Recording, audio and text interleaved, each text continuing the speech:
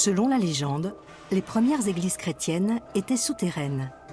À Rome, au cours des premiers siècles de notre ère, les chrétiens font périodiquement l'objet de persécutions.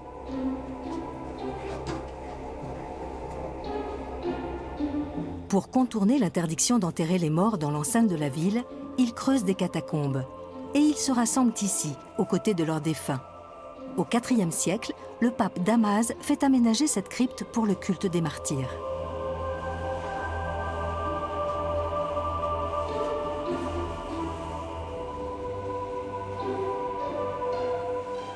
Pour ces premiers chrétiens, la résurrection est imminente. Jésus-Christ, la lumière du monde, les mènera bientôt au ciel. Pour eux, bâtir des églises n'a pas encore pris le sens d'un acte religieux autant que politique. 1000 ans plus tard, des cathédrales de pierre s'élèvent haut dans le ciel, comme ici, à Spire.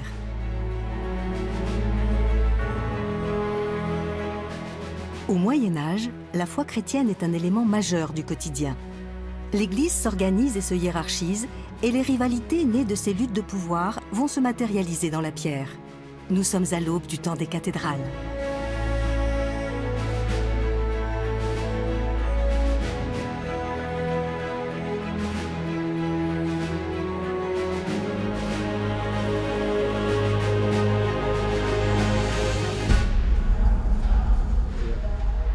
Mayence, juin 2019. Dans l'église Saint-Jean, les archéologues sont au travail et la presse est aux aguets. Lors de travaux de rénovation, on a découvert sous la nef des vestiges vieux de 1000 ans.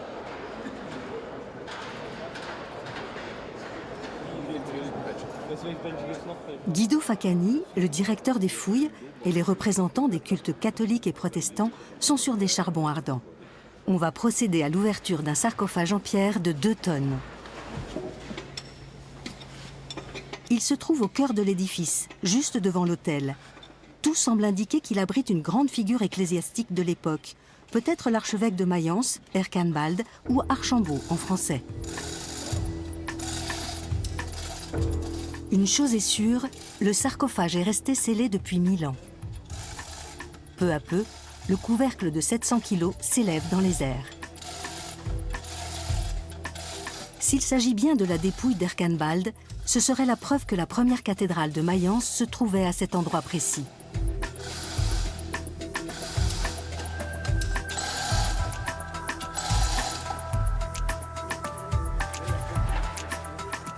À première vue, pour un profane, le résultat est décevant.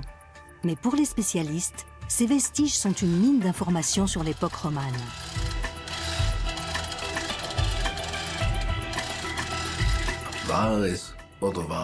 Au moment où on a ouvert le sarcophage, on ne se posait pas la question de savoir s'il s'agissait de celui d'Ercanbald. On était très concentré sur l'opération en elle-même. Il fallait qu'elle soit menée avec la plus grande rigueur scientifique.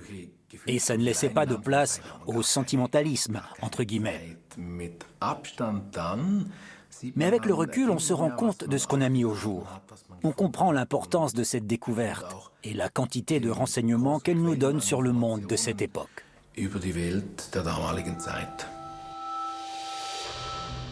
Le monde de cette époque est déterminé par ce qui l'a précédé. Le christianisme des premiers temps est longtemps perçu comme une secte mineure, dont les adeptes sont régulièrement persécutés par les Romains. Et puis, au IVe siècle, un événement majeur change tout. L'évêque Eusèbe de Césarée est l'un des grands témoins de cette révolution. Il écrit une biographie à la louange de l'empereur romain. Et dans cette œuvre qu'il lui consacre, il le compare même à un ange céleste de Dieu. Cet empereur, c'est Constantin.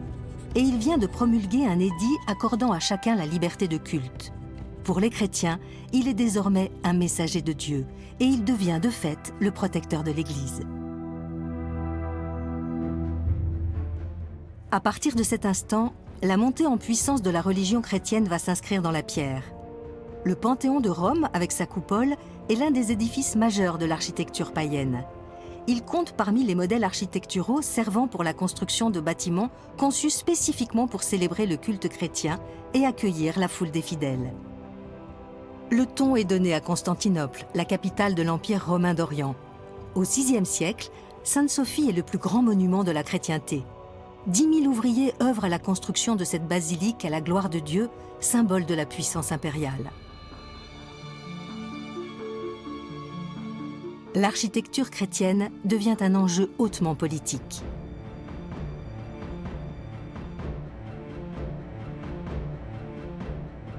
La splendeur de Sainte-Sophie n'a pas encore d'égal dans le monde chrétien occidental.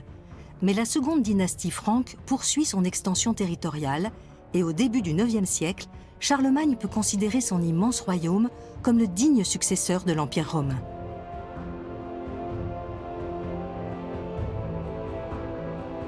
Dans sa capitale d'Aix-la-Chapelle, il fait bâtir un vaste ensemble palatial, symbole de son pouvoir.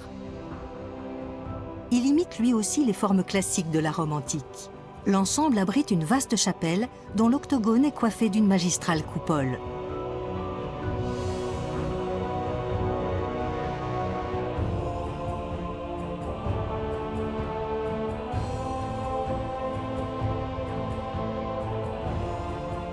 En l'an 800, lorsque Charlemagne, tout juste couronné empereur, gravit les marches qui mènent à son trône, c'est un pas décisif pour l'architecture chrétienne d'Occident.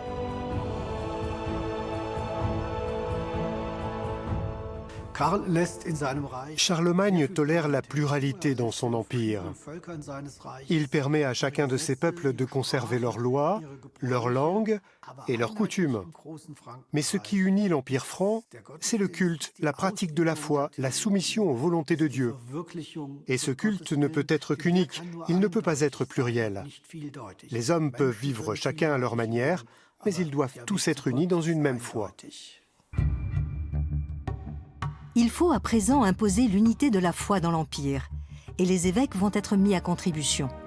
Charlemagne choisit de faire des 3 anciennes cités romaines de Trèves, Cologne et Mayence des diocèses majeurs. Très vite, ces diocèses tentent d'étendre leur sphère d'influence. Trèves, située trop à l'ouest, atteint vite ses limites. Cologne parvient à étendre sa domination en direction du nord-ouest jusqu'à la mer du Nord. Mayence se développe encore bien davantage.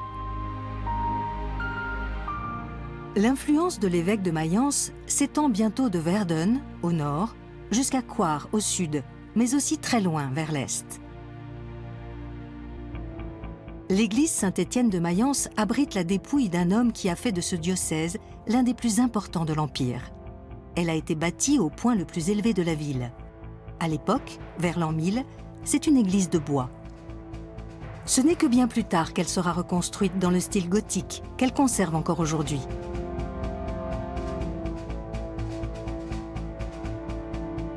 L'archevêque Willigis a été inhumé en ces lieux. C'est lui qui lance la construction de l'église Saint-Étienne pour asseoir la puissance de son diocèse. Son projet prend forme peu avant l'an 1000.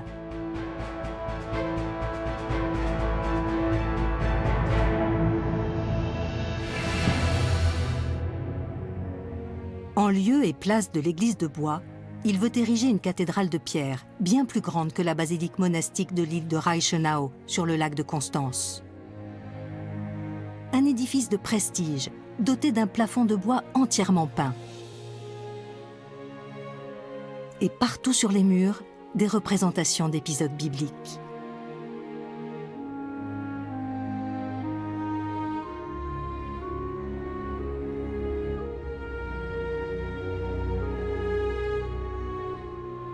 À l'époque, les images sont rares. Willigis est convaincu que les fidèles seront saisis d'admiration devant ces fresques et qu'elles raffermiront leur foi.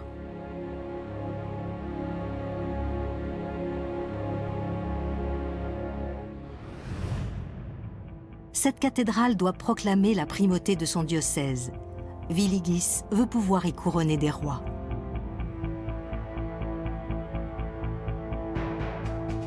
Fils d'un charron, Willigis s'est hissé au 2e rang du clergé, juste derrière le pape.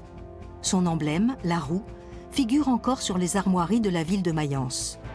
Il semble toucher au but, obtenir le droit de sacre. Il espère que sa cathédrale aura le rayonnement de la Jérusalem céleste.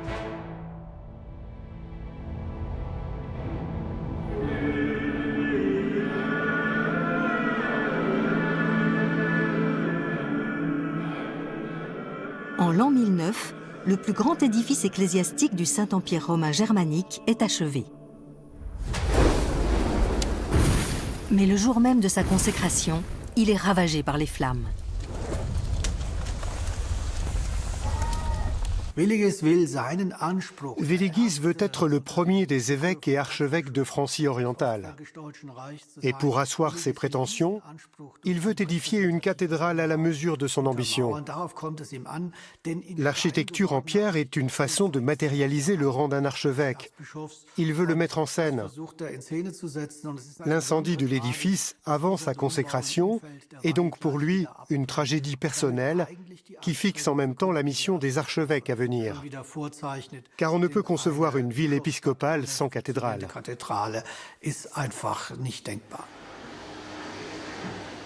Les archéologues ont remis en place le sarcophage de l'église Saint-Jean de Mayence. La dépouille a été laissée intacte et retourne dormir pour l'éternité.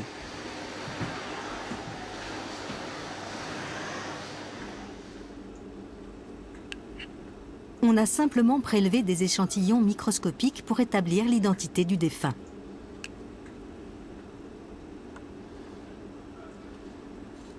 Ce fil d'or faisait partie d'un galon d'or pur, retrouvé près de la tête du squelette.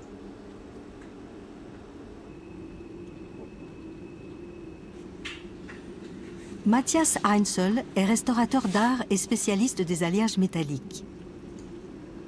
Le microscope optique révèle la structure de l'alliage et permet d'effectuer des mesures au micromètre près.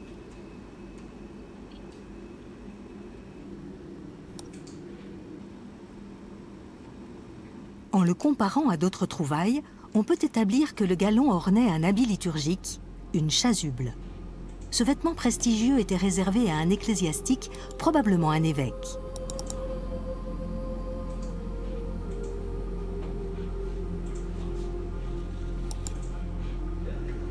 Les échantillons prélevés dans la zone du bras gauche sont encore plus probants.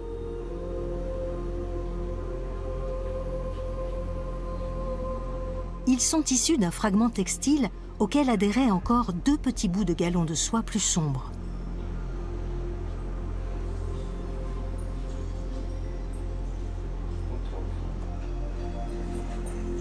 Le fragment est fortement altéré, mais l'observation au microscope permet d'établir que la fibre est d'origine animale.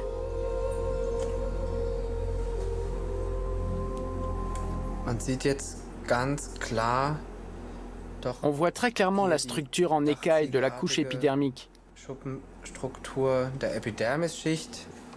Et au milieu, on distingue encore un peu le canal médulaire. Ces 2 éléments sont très caractéristiques. Ils indiquent clairement qu'il s'agit de laine. Cette fibre de laine appartenait sans doute à un autre ornement liturgique, un pallium. Il en existe des représentations depuis l'Antiquité tardive. Il s'agit d'une bande d'étoffe portée notamment par le pape et encore aujourd'hui par les archevêques. C'est un signe de la fonction épiscopale et filé à partir de la laine de 2 agneaux bénis par le pape. Ce faisceau d'indices laisse peu de place au doute.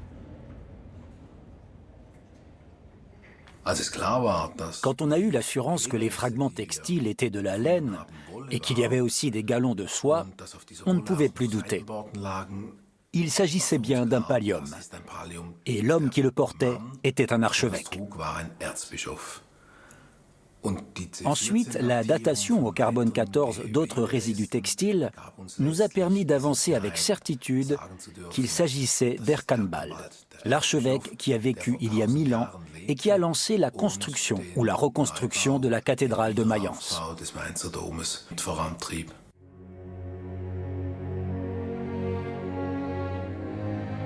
L'église Saint-Jean se trouve donc à l'emplacement de la première cathédrale de Mayence. Et l'archevêque Erkanbald, le successeur de Willigis, a été enterré ici parce que la nouvelle cathédrale était encore en travaux.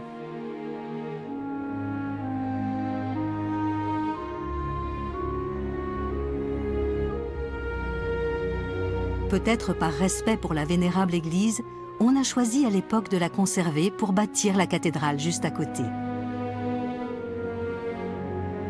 Bientôt, un fier édifice l'a dominée de toute sa hauteur. Il était destiné à faire de Mayence une seconde Rome et le lieu de sacre des souverains du Saint-Empire romain.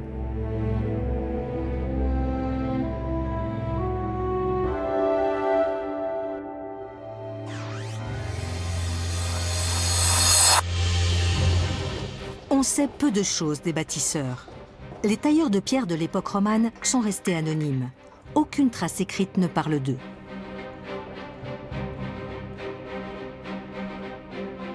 Construire en pierre et non plus en bois est une révolution technique. On bâtit la cathédrale de Mayence pierre par pierre à l'aide d'échafaudages en bois.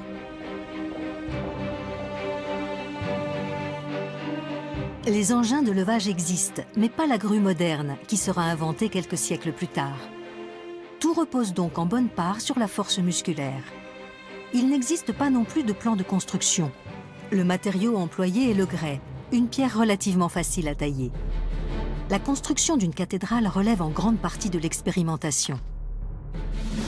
Et plus elle est haute, plus le travail est dangereux. À cette époque, l'avenir semble incertain.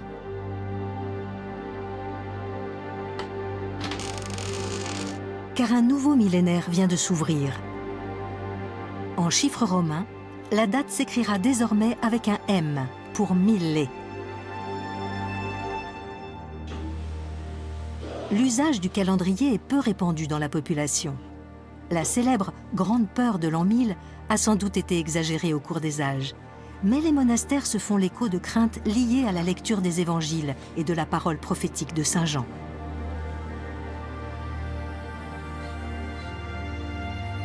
Au chapitre 20 de l'Apocalypse, il est dit « Quand les 1000 ans seront accomplis, Satan sera relâché de sa prison. »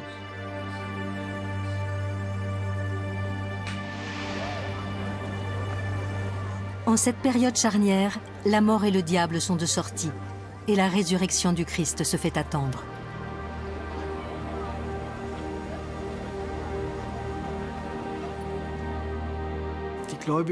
Selon l'Apocalypse de Saint Jean, l'ange de Satan avait été enchaîné pendant 1000 ans avant d'être libéré pour un certain temps.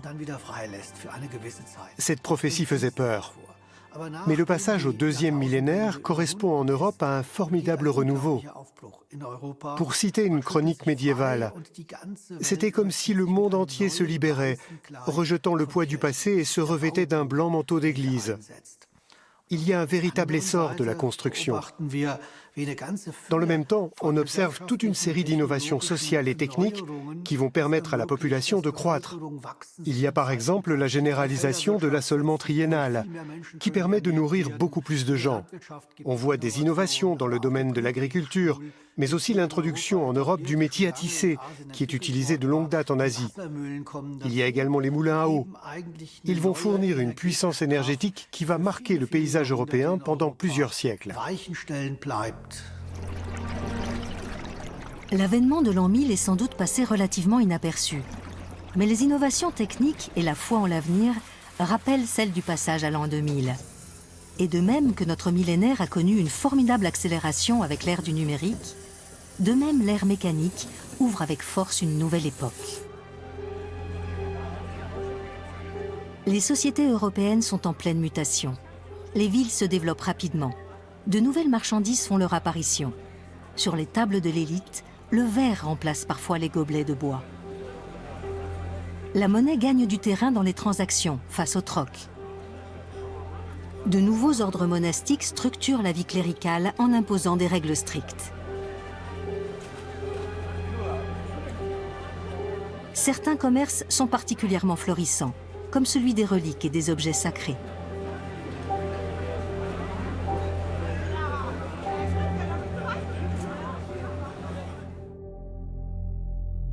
La cathédrale de Mayence s'enorgueillit de trésors de ce type. Dans la crypte, on conserve une relique très importante. Un bout de viscère de saint Boniface de Mayence. Ce missionnaire a beaucoup fait pour la christianisation de la Frise au 8e siècle, au point qu'on l'a appelé l'apôtre des Germains. Ce trésor est un argument de plus pour la primauté du diocèse.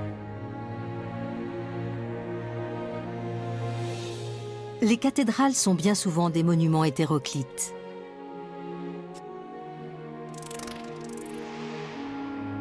On y retrouve les modes architecturales de toutes les époques. Si on revient 1000 ans en arrière, à l'époque d'Erkanbald, la fière église impériale ressemble davantage à une modeste basilique, même si elle couvre une surface à peu près identique à celle de la cathédrale actuelle.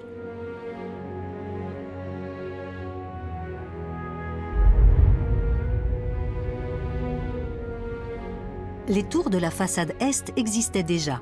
Erkanbald aurait même pu emprunter ce passage vers la tour sud-est. Mais pas monter si haut, car ce n'est que beaucoup plus tard que ces tours atteindront 55 mètres.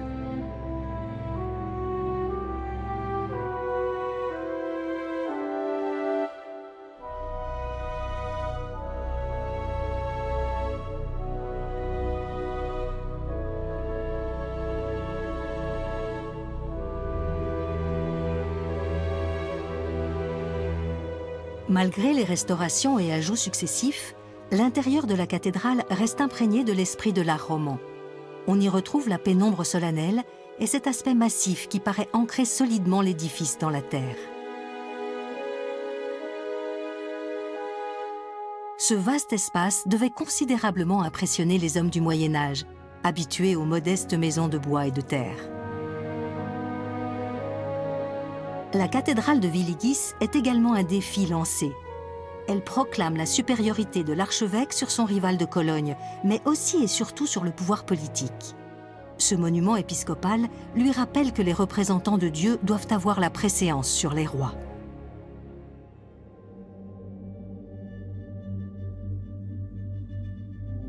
La tombe de Pierre d'Aspelt montre bien la conception qu'ont les prélats de leur rapport au pouvoir temporel. L'archevêque est représenté plus grand que les rois. C'est lui qui les sacre et pratique ce geste liturgique crucial, l'onction.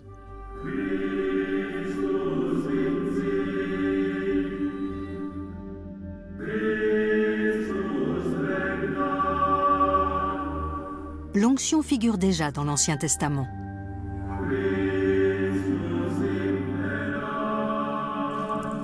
Elle consiste à appliquer de l'huile sacrée sur les prêtres et les prophètes pour les consacrer à Dieu. En Occident, cette coutume s'impose peu à peu lors du sacre des rois.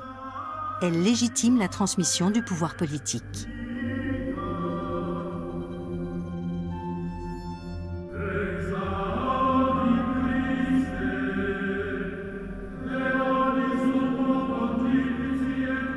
On est roi par la grâce de Dieu, mais aussi par l'intermédiaire de l'Église.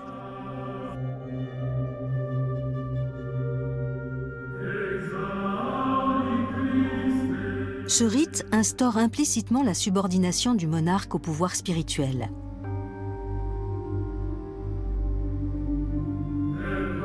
Lors du sacre, le pape ou l'archevêque prononce cette formule « Je t'oins pour la royauté ». Mais s'il refuse de le faire, le souverain peut-il malgré tout être reconnu comme tel par ses sujets ?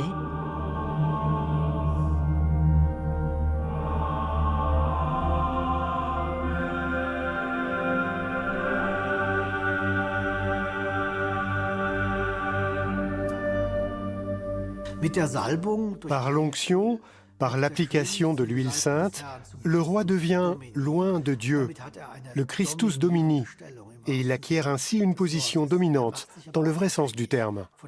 Mais il se rend aussi dépendant de celui qui pratique l'onction. Ça peut être un évêque ou le pape à Rome quand il s'agit d'un empereur.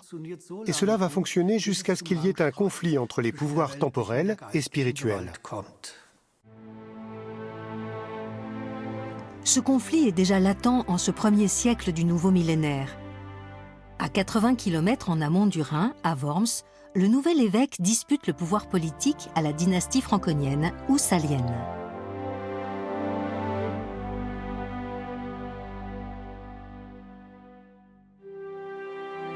Dès sa nomination, il lance la construction d'une cathédrale au point le plus élevé de la ville. Il veut qu'à Worms, un édifice monumental marque la primauté de l'Église.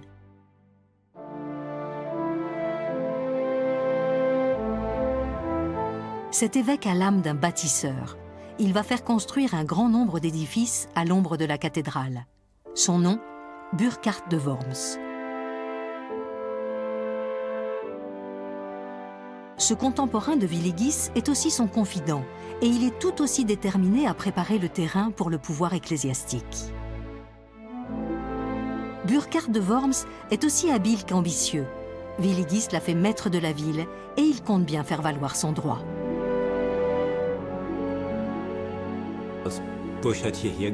Quand Burckhardt est arrivé ici en l'an 1000, il s'est fixé pour tâche de montrer que c'était lui, l'évêque, qui était maître des lieux. Et il a fait tout ce qui était en son pouvoir, y compris en activant ses contacts à la cour impériale, pour contraindre les Saliens à abandonner leur possession de Worms et à quitter la ville. Et puis, de façon très symbolique, il a fait raser le château ancestral des Saliens et il a fait construire un couvent et l'église Saint-Paul. C'était une façon de prouver qu'il avait désormais tout pouvoir sur la ville.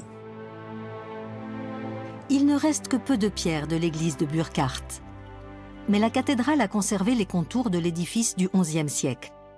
Ces témoignages exceptionnels de la sculpture romane, une série très rare de figures animales, datent quant à eux du XIIe siècle.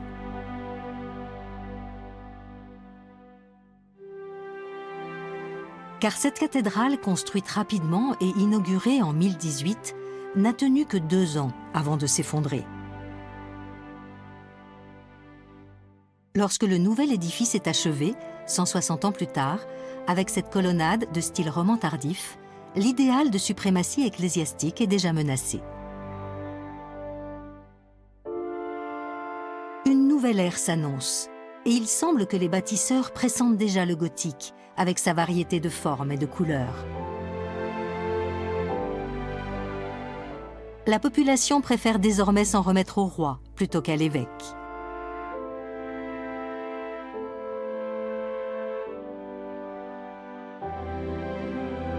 Les anciens seigneurs de Worms, les Saliens, ont lancé la construction d'un projet concurrent tout près de là, à Spire.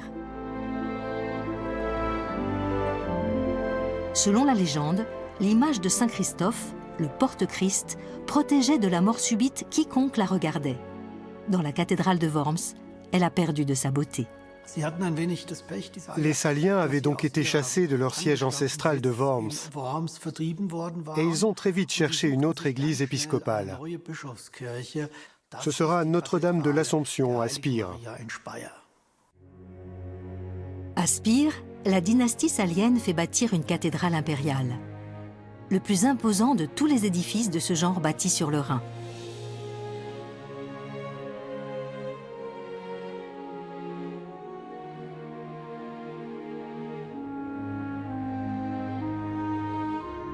Notre-Dame de l'Assomption et Saint-Étienne est un sommet de l'architecture du Saint-Empire, l'orgueil d'une dynastie cristallisée dans la pierre.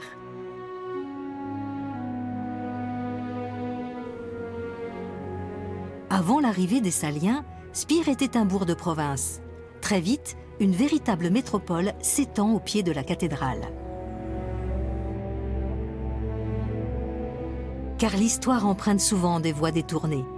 20 ans après avoir été chassé de Worms, Conrad II finit par accéder au pouvoir suprême.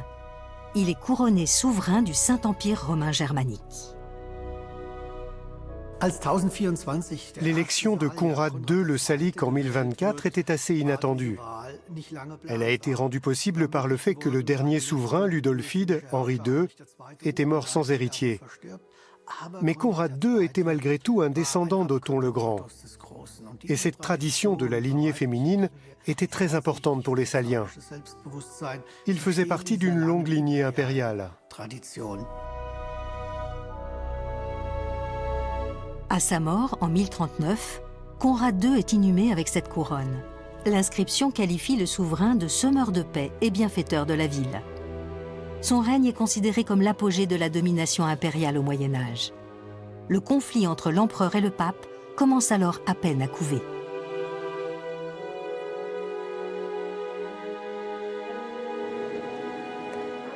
Conrad a fait construire cette cathédrale pour que sa dynastie ait une sépulture digne d'elle. Il voulait en faire le symbole de sa puissance, mais à sa mort, les murs n'étaient pas encore élevés.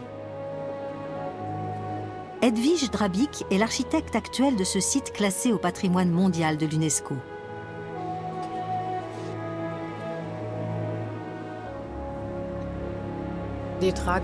La tragédie, c'est que Conrad II n'a pas pu voir l'aboutissement du projet. Il avait le rêve de construire la plus grande église d'Occident. Mais il n'a pas vécu assez longtemps pour le voir concrétisé. Il est mort avant et il a été enterré dans ce qui était encore un chantier.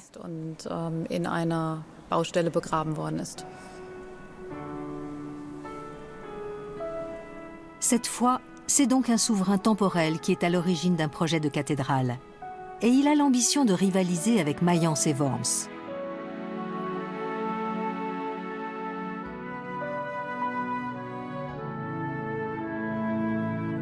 Il veut faire de son église le symbole de la puissance impériale et peut-être prendre sa revanche sur l'évêque de Worms.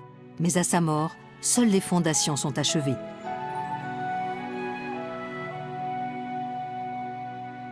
Par leur dimension, elles dépassent tout ce qui a été fait jusqu'alors. Et elles témoignent d'une foi inébranlable en l'avenir.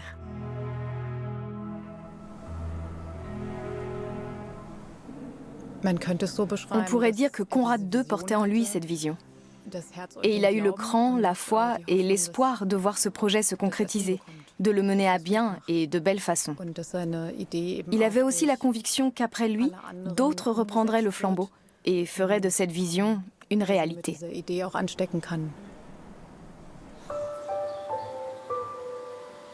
Klaus Humpert vit à Fribourg. Il a 91 ans. Cet ancien urbaniste a commencé ses études d'architecture avant-guerre à Karlsruhe. Il a étudié la naissance des cités médiévales comme celle de Speer. Et il a découvert que l'ambition de Conrad II ne s'arrêtait pas au mur de sa cathédrale.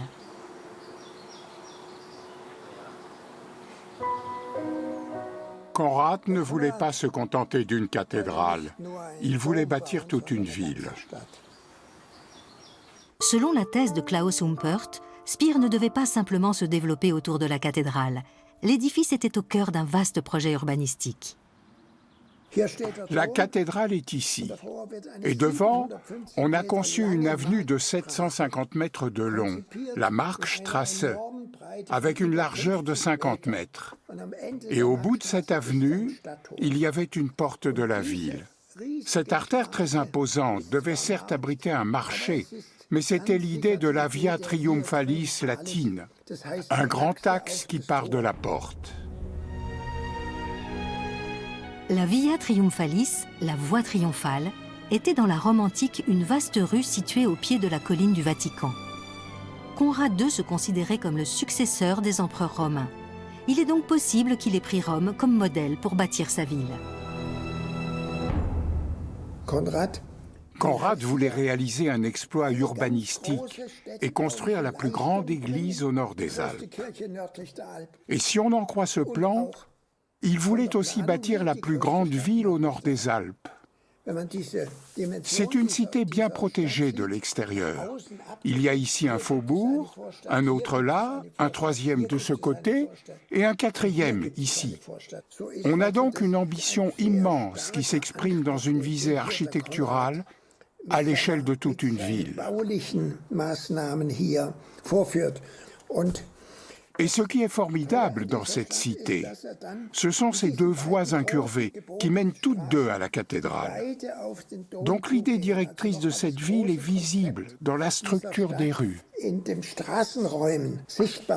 Et ce qui est très intéressant, c'est cette autre rue convexe qui croise les deux précédentes. Si je mets ce gabarit dessus, on voit qu'elle relie exactement les deux portes et que la cathédrale est pile au centre. La cathédrale serait donc le point focal de la ville entière. Conrad II avait l'ambition de surpasser tout ce qui avait été fait auparavant. Dans une magistrale démonstration de force, il voulait éclipser Mayence et Worms.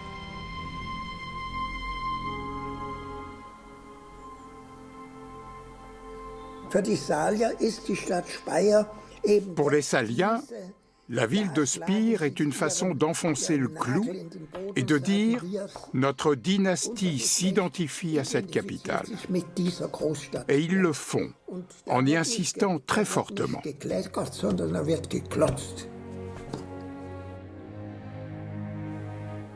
Après la mort de Conrad II, la cathédrale sort de terre et s'élève rapidement à une hauteur impressionnante. Mais Henri III, le successeur de Conrad, ne verra pas non plus la consécration de l'édifice, qui a lieu 5 ans après sa disparition. En 1061, le chef-d'œuvre des Saliens se dresse enfin dans toute sa splendeur romane.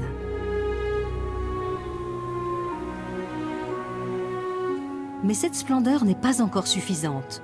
20 ans plus tard, le successeur d'Henri III fait démolir en partie l'édifice.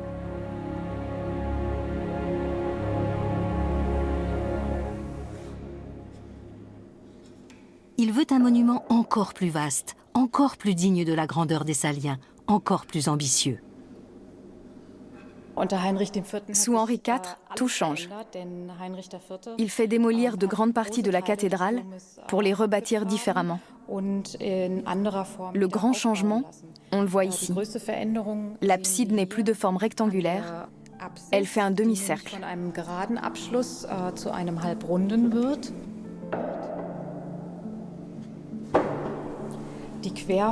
La maçonnerie des transepts est également refaite et on entreprend de modifier la profondeur de la façade.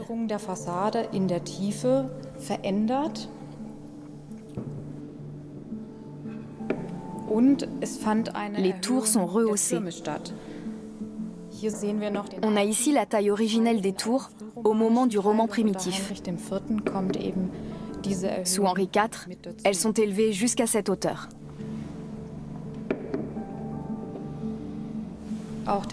La tour de la croisée du transept est également modifiée. Elle est remplacée par cette coupole. La sacristie est un élément qui sera ajouté plus tard. Le principal changement à l'intérieur, ce sont les voûtes de la nef centrale, parce que dans le bâtiment d'origine, le plafond était sûrement plat.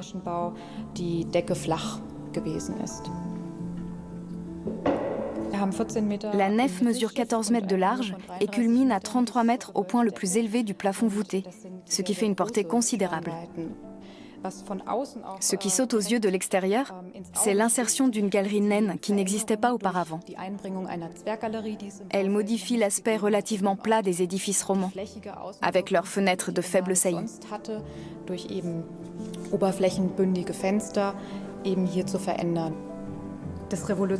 L'édifice est révolutionnaire parce qu'il rayonne vers l'extérieur. Henri IV voulait vraiment construire la plus grande église d'Occident. Et je dirais qu'il y est parvenu.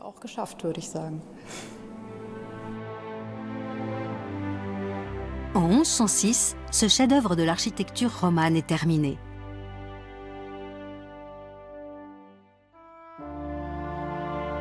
Il n'y a pas eu de plafond voûté d'une telle portée en Occident depuis l'Antiquité, depuis de longs siècles. Quant à sa taille, la cathédrale de Spire ne craint pas la comparaison. Elle surpasse celle de Worms et même celle de Mayence.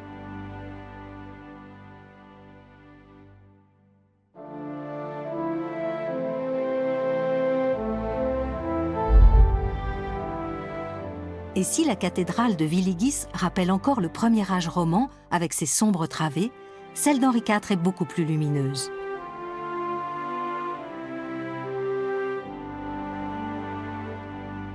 On pressent déjà le gothique.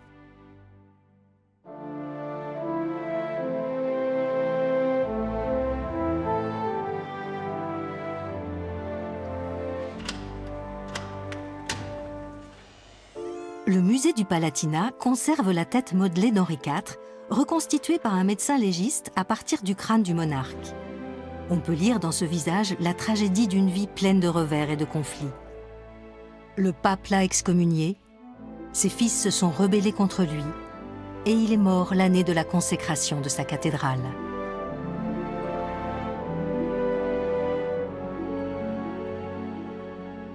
Henri IV est un empereur qui pense et règne dans la tradition de ses prédécesseurs. Il se conçoit comme un souverain de droit divin, maître d'un royaume hérité de ses ancêtres. Il est donc très mal armé pour faire face aux conflits majeurs qui éclatent dans la seconde moitié du XIe siècle et qui remettent tout d'un coup en question l'autorité de l'empereur. Pour les partisans de la réforme grégorienne, le roi n'est plus considéré comme loin de Dieu, mais comme un laïc. Et de là va naître une controverse portant sur une question fondamentale, à savoir qui a la primauté sur terre, du pouvoir spirituel ou du pouvoir temporel. Ce conflit va se déchaîner dans ce qu'on a appelé la querelle des investitures, qui va bien au-delà de la simple question de la nomination des évêques. Qui a la préséance et qui doit se soumettre? Henri IV ne veut pas se soumettre. C'est à la fois sa tragédie et son orgueil de roi. Et cet orgueil va s'exprimer surtout dans la construction de la cathédrale de Spire, qui est un immense exploit architectural. Il va en faire la plus grande église de la chrétienté occidentale.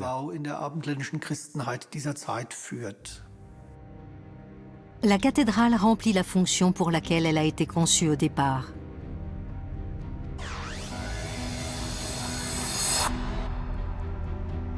C'est le lieu de repos de la dynastie salienne. En août 1900, on creuse le sol de l'édifice et on exhume des sarcophages vieux de 8 siècles. Leur examen contribue à ancrer le jeune empire allemand dans une continuité historique et permet d'associer Guillaume II aux exploits de ses glorieux prédécesseurs. On peut raconter au public l'histoire de Conrad II le Salique, empereur visionnaire qui a initié la construction de la grande cathédrale romane et dont on examine maintenant le cerveau. Ou encore la vie de son épouse, l'impératrice Gisèle, réputée aussi belle qu'intelligente. L'analyse certifie qu'Henri IV était un homme à la croissance parfaitement achevée, d'une beauté pleine de force virile et d'une grâce presque féminine.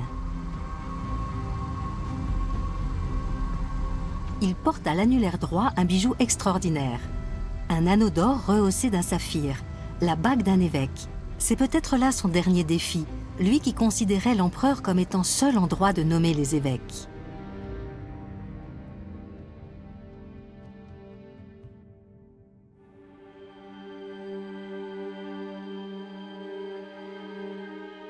La couronne que portait la dépouille d'Henri IV est conservée au musée du Palatinat. Elle a été soigneusement restaurée. C'est l'insigne d'un empereur que ses partisans considéraient comme l'empereur oint de Dieu et ses adversaires comme l'incarnation du mal. Un souverain qui a clamé toute sa vie que sa couronne lui avait été accordée directement par Dieu et non par l'intermédiaire de l'Église.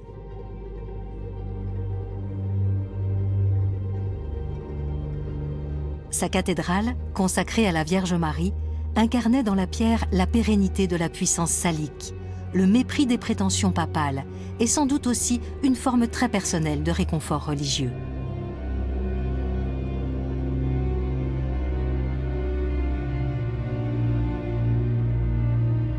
Ironie du sort, c'est précisément l'évêque de sa cathédrale qui lui a retiré sa couronne pour en coiffer son fils.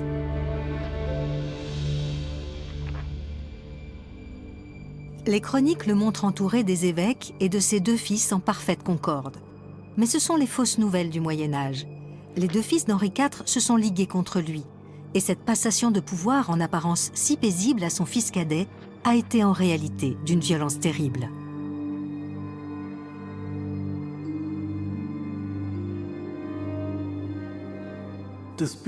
Cette image est une déformation complète de la réalité. La réalité est que, au mépris de tous les principes de la piété filiale, le fils s'est dressé contre le père.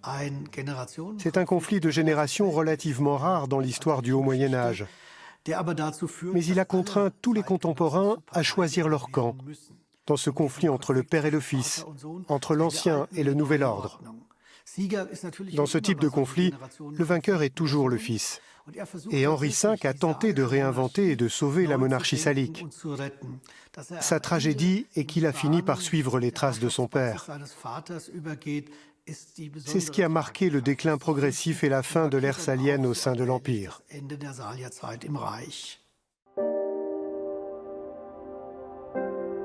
Les temps changent et Worms suit le cours de l'histoire. Les derniers Saliens ne sont pas étrangers à la montée en puissance d'une nouvelle classe sociale. Car à côté du clergé, un ordre auquel on n'avait jusqu'ici guère accordé d'importance est en train d'émerger, la bourgeoisie. Et ni l'empereur ni l'Église ne peuvent ignorer son pouvoir économique croissant. Les archives de la ville de Worms conservent un précieux document du XIIe siècle, une charte de franchise. Cet acte juridique qui se répand à l'époque concède aux habitants d'un bourg, aux bourgeois, une liberté d'action par rapport à l'Église et à la noblesse. Les rois découvrent en cette bourgeoisie entreprenante une alliée utile qu'ils favorisent de plus en plus. Les évêques, qui sont encore souvent les seigneurs des villes, ne peuvent s'y opposer lorsque l'empereur appose son sceau. La charte est délivrée ad favorem civium wormasiensum, c'est-à-dire au profit des citoyens de Worms. La partie la plus importante se trouve au milieu du document. Ces paragraphes ordonnent un allègement des impôts, une extension des droits des citoyens. La charte élargit les possibilités de développement économique et clarifie certaines incertitudes qui sont apparues au sujet de certains impôts. Et ce qui est important, c'est que ces privilèges sont accordés dans le cadre d'un consensus entre tous ceux qui ont des droits sur les habitants. On le voit ici, ce sont ceux qui ont ius et potestas sur les cives wormasienses. On fait donc bien attention à ce que personne ne vienne dire ensuite « je n'étais pas au courant et je ne suis pas d'accord ».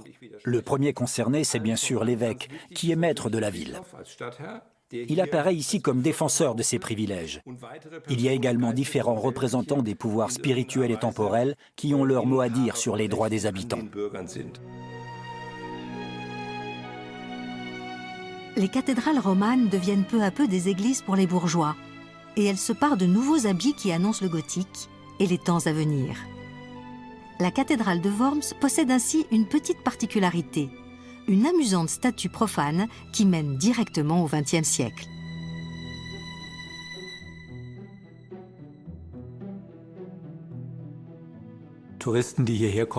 Les touristes demandent toujours où se trouve le teckel de la cathédrale. Où est le teckel ? Il est à l'entrée, sur le portail de l'édifice. Dans les années 1920, l'architecte Philipp Brandt était chargé de la restauration de la cathédrale et il a immortalisé son teckel sur le portail. Il y a plusieurs histoires qui circulent à ce sujet, mais leur point commun, c'est toujours que ce petit chien aurait sauvé la vie de quelqu'un. On peut imaginer l'anecdote mise en scène dans le style du début du XXe siècle.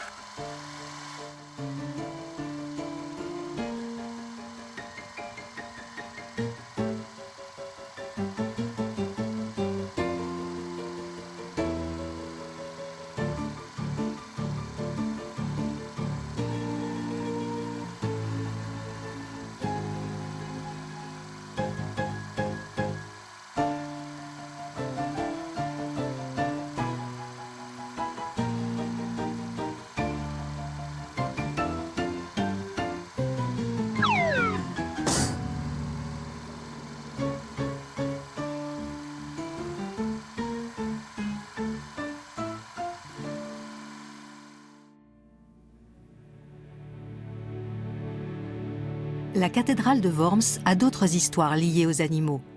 L'une d'elles nous ramène au Moyen-Âge. Un singe épouille le maître bâtisseur.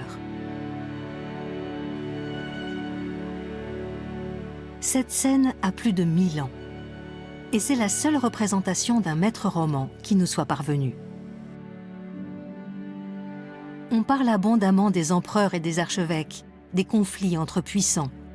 L'histoire des bâtisseurs romans, en revanche, s'est perdue dans les ténèbres de l'histoire. Pourtant, les chefs-d'œuvre que nous admirons encore aujourd'hui sont nés de leur esprit fécond, de leurs mains habiles et de cette volonté obstinée de se surpasser pour bâtir des édifices toujours plus beaux, plus grands, plus agréables à Dieu.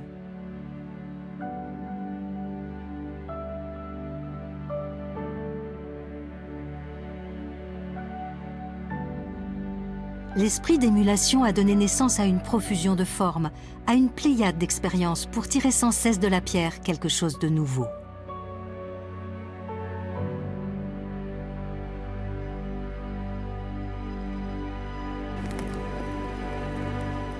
cette surenchère d'imagination ne connaît pas de fin.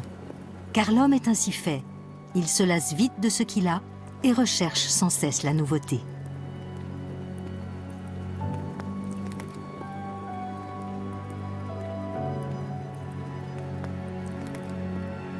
C'est ainsi que l'art roman a commencé à décliner. La sobriété de ces murs massifs, s'élevant vers le ciel comme des forteresses consacrées à Dieu, mélange de puissance terrestre et d'audace technique, a fait place à un tout nouvel idéal.